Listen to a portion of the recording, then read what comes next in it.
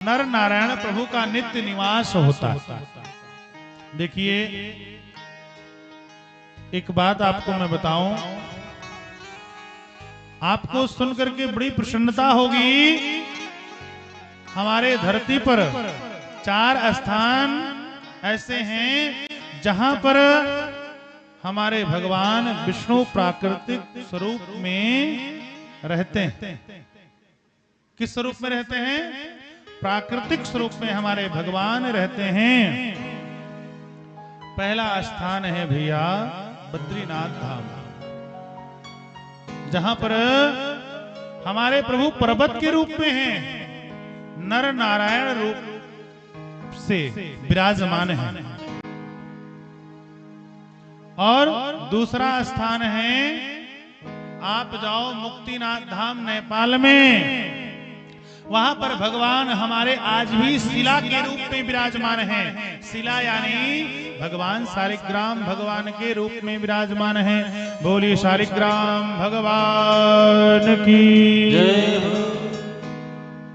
और आप जाइए पुष्कर में, कहां पर? पुष्कर में जाइए, हमारे नारायण प्रभु वहां जल के रूप में विराजमान हैं। पुष्कर के सरोवर में भगवान जल के रूप में हमारे नारायण प्रभु।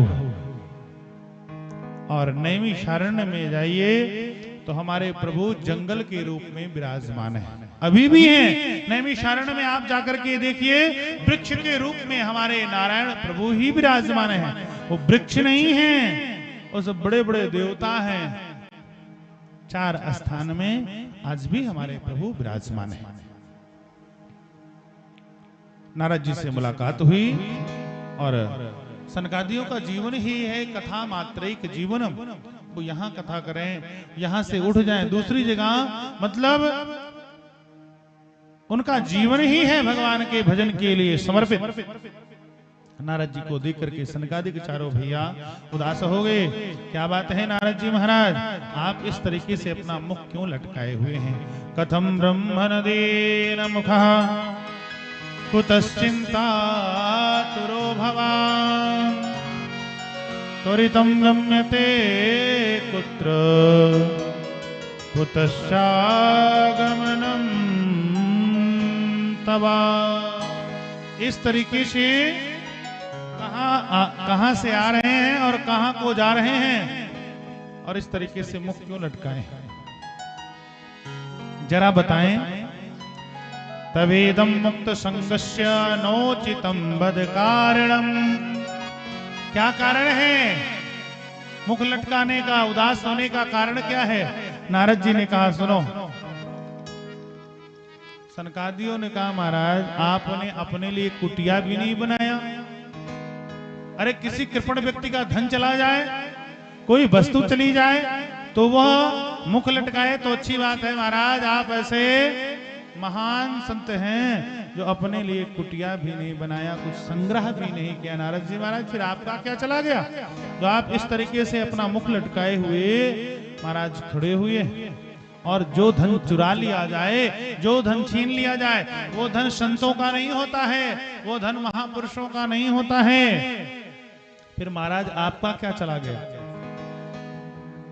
जरा बताने की कृपा करें। नारद जी ने कहा भैया बताऊं, मैं इस संसार सागर में मृतलोक में आया था भजन करने के लिए। क्या करने के लिए? भजन करने के लिए मैं आया था। और मैं तमाम तीर्थों में गया, पुष्करम चा प्रयागम चा काशीं गोदावरीं तथा हर क्षेत्रम कुरुक्षेत्र श्रीरंगम सेतुबंधनम। नारद जी ने सनत कुमारों से कहा भैया मैं कहा गया?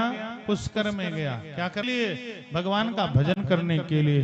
प्रयागराज तीर्थराज प्रयाग में गया, ध्यान से सुनिए। और काशी गया, गोदावरी गया, हर क्षेत्र कुरुक्षेत्र, श्वेतबंध रामेश्वरम गया मैं। लेकिन मेरे चित्त को, मेरे मन को कहीं भी शांति नहीं मिली। सनकादियों ने कहा, नारद जी महाराज, ऐसे तीर्थों में आपके मन को शांति नहीं मिली? नारद जी ने कहा, हाँ भैया, पाखंड निरता संता, संत भी पाखंड परायण हो गए हैं। जो संत बनने के लिए 4 कमरे को छोड़ करके जैसे संत बने महाराज, तुरंत उनको 40 कमरे की चिंता सताने लगी। महाराज, संत लोग भी पाखंड परायण हो गए।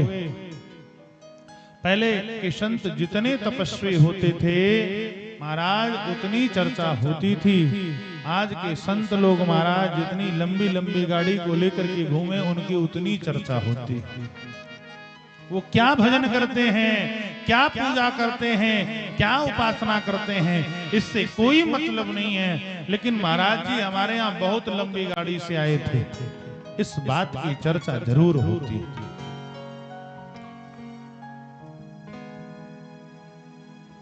नारद जी ने कहा, भैया मैं तीर्थों में गया, जाकर के देखा तो एक जगह बोर्ड लगा था मौनी बाबा का आश्रम। मैं वहां गया तो जाकर के देखा महाराज, वहां सबसे ज्यादा हल्ला हो रहा था। मेरे मन में विचार आया कि ये कैसा मौनी बाबा का आश्रम है। और आगे गया तो एक जगह लिखा हुआ था, ये त्यागी बाबा का आश्रम है। और वहां जाकर के जब देखा तो देखा महाराज, यहाँ त्याग का तो थोड़ा भी कोई लक्षण नहीं है। यहाँ पे तो महाराज तमाम चीनी और बेसन उतर रहा है, आटा उतर रहा है। क्या त्यागी जी हैं? थोड़ा और आगे बढ़े तो देखे महाराज लिखा हुआ था ब्रह्मचारी जी का आश्रम। वहां जाकर के देखते हैं तो महाराज वहां सबसे ज्यादा बच्चे दिखाई पड़े। बोले कैसा ब्रह्मचारी जी का आश्रम है? नारद जी महाराज का मन खिन्न हो गया। नारद जी महाराज ने विचार किया, देखो विरक्तों के यहाँ शांति नहीं मिली तो गृहस्थों के यहाँ चल करके देखना चाहिए। गृहस्थों के यहाँ मेरे मन को शांति अवश्य मिलेगी। तरुणी प्रभुता गे हे श्याल को बुद्धिदायिका, कन्या विक्रयणो लोभात्, दंपती नाम चकलकनम। महाराज गृहस्थों के यहाँ आकर के क्या देखते हैं? दंपति नाम चकलकनम। आए दिन पति पत्नियों में लड़ाई झगड़ा हो रहा है। किस लिए हो रहा है? इसकी कोई वजह नहीं है।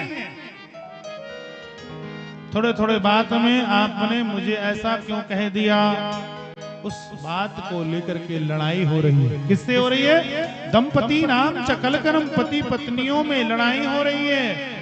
नारद जी महाराज ने कहा चलो और देखा जाए। अंदर गए तो क्या देख रहे हैं? कन्या विक्रयणो लोभात्, कन्याओं का क्रय विक्रय हो रहा है।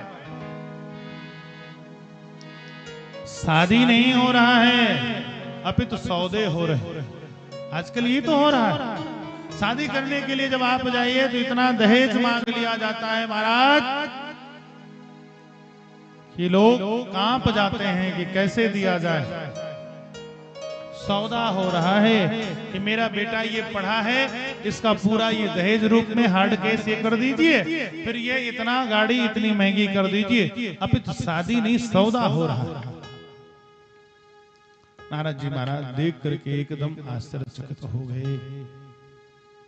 तरुणी प्रभुता गे हे शाल को बुद्धिदायका। घर में नई बहुओं की चलती है। किसकी चलती है? बोले माता पिता की खटिया। नई बहू घर में आई, माता पिता की खटिया या तो घर के बाहर और या तो भैया कह दिया जाए कहीं टिब्बिल पे दूर, 2 किलोमीटर दूर कोई टिब्बिल हो तो वहां भेज दी जाती है। क्यों?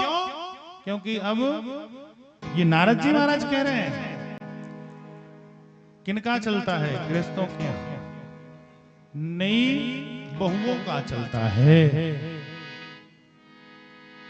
और सलाह किससे लिया जाता है? शाल को बुद्धिदायक। माता पिता से सलाह भी नहीं लिया जाता है। बोले महाराज किसको फोन किया जाता है, घर में कोई आयोजन करना है, कोई फंक्शन करना है, तो उसमें सबसे पहले फोन किसको मिलाया जाता है, साले साहब को, कि देखो किस प्रकार से टेंट लगाया जाए, कौन सा भोजन बनवाया जाए। नारद जी ने कहा गृहस्थों के यहाँ भी शांति नहीं है, आए दिन कोई ना कोई बात को लेकर के इनके यहाँ भी कलह फैला रहता है। इस वजह से नारद जी महाराज गृहस्थों के यहाँ से भी चले गए। और नारद जी महाराज और विचार किए, वार्ता